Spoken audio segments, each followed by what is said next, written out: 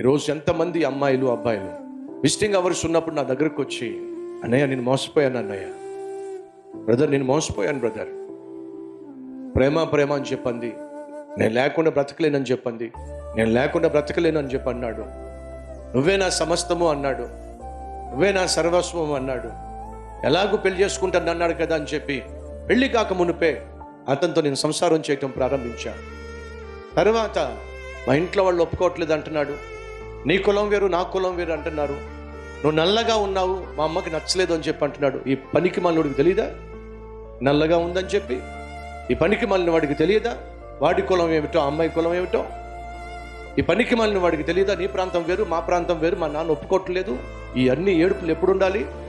పరిచయం ఏర్పడినప్పుడు ఉండాలి.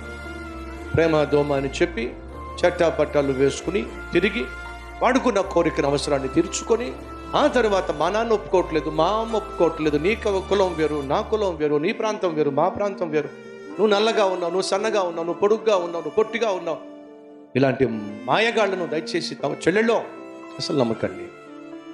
ఈ రోజుల్లో ప్రేమ ప్రేమ అని చెప్పి ఎవరైనా కూడా పడుతున్నాడంటే, ఏ అమ్మాయి అయినా కూడా పడుతుందంటే దయచేసి వినో, నీ కోసం ప్రాణం పెట్టేటటువంటి ప్రేమ కాదది, నీకున్న అందాన్ని అనుభవించేటటువంటి ప్రేమది. అర్థం చేసుకుంటే బాగుంటుంది.